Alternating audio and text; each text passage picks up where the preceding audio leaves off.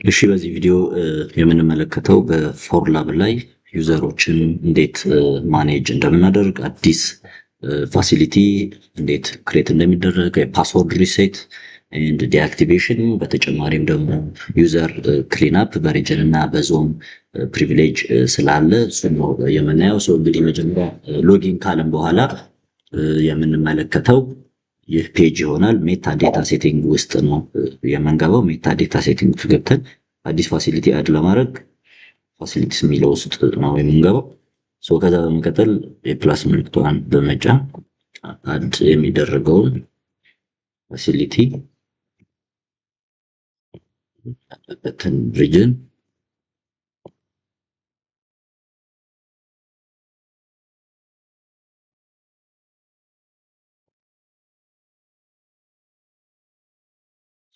በዚህ መልኩ አድ መደረግ ይችላል ማለት ነው አዲሱ ፋሲሊቲ። ሰው ከዛ በመቀጠል የምናየው ሜታ ዴታ ሴቲንግ ላይ ወረዳን እና ዞን እንዴት አድ ይደረጋል ነው። ሶ አድ የሚደረጉ ወረዳም ዞንም መጀመሪያ ፋሲሊቲው ላይ ሲስተሙ ላይ መኖሩን በደንብ ቼክ ማድረግ ያስፈልጋል ዲፕሊኬሽን እንዳይፈጠር። ሶ ዞን እና ወረዳ አድ ለማድረግ ወረዳ ሴንድ ዞንስ የሚለው አለ። ወረዳን ከሆነ ወረዳ ላይ ገብቶ የሚፈልገው ወረዳ ተደርጎ ሪጅኑ ተጠቅሶ ዞኑ ተሞልቶ አድ ማድረግ ነው ማለት ነው። ከዛ በመቀጠል የምናየው የዩዘር ማኔጅመንቱን ነው። እዚህ ዩዘር ማኔጅመንቱን ዳይሬክትሊ እዚሁ ሲስተሙ ላይ ደብል ክሊክ ስናደርግ ቀጥታ ወደ ዩዘሩ ይወስደናል። እዚህ ሜታ ዳታ ሴቲንጉ ላይ ደብል ክሊክ ማድረግ አለበዚያም ደግሞ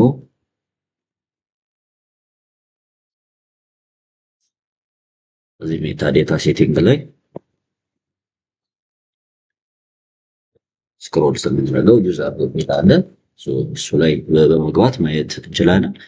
ከዛ በመቀጠል ሬጅስተር ያደረገውን ፋሲሊቲ ኮሚኒኬት ስለሚያደርገን ፎር አፕሩቫል ያ ፋሲሊቲ ማን ነው የሚለውን ሬጅስተር ያደረገውን ዩዘር በኢሜይሉ መፈለግ ይቻላል።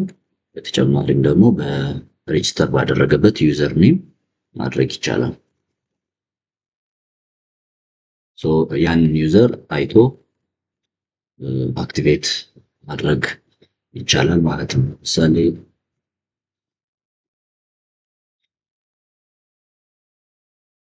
ይህ ዩዘር እንግዲህ ገና አክቲቭ አልተደረገም።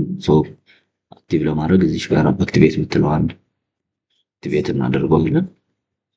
ዲአክቲቬት ለማድረግ ዲአክቲቬት እናደርገዋለን። ከዛ በተጨማሪ አክቲቬት ስናደርግ ሬጅስተር ያደረገበት ኢሜል፣ ዞን፣ ወረዳ የመረጠው ፋሲሊቲ ትክክል ነው ወይ የሚለው ያ ዩዘር ለትክክለኛው ፋሲሊቲ ነው ወይ ሬጅስትሬሽን አፕሩቫል እየጠየቀ ያለው የሚለውን እሱ ማረጋገጥ ያስፈልጋል። ከዛ በተጨማሪ ሪሴት ፓስወርድ የረሱ ዩዘሮች ካሉ ፓስወርዳቸውን ሪጅን ኤንድ ዞን ፓስወርድ ሪሴት አክሰስ ስላለ ዲስ ኒው ፓስወርድ ሪሴት አድርገው ሼር ሊያደርጉ ይችላሉ ማለት ነው። ኦቨርኦል ከዩዘር ማኔጅመንት ጋር ያለው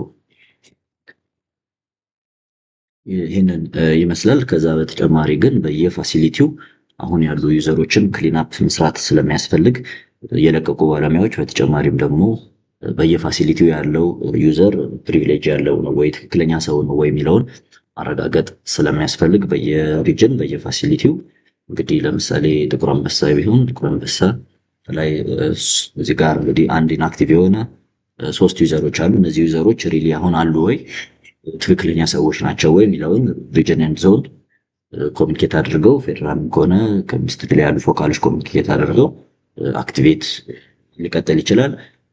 ኦልሬዲ ዩዘሩ ከለቀቀ ወይ ደግሞ ከሌለ ዲአክቲቬት ማድረግ ይቻላል ማለት ነው። አመሰግናለሁ።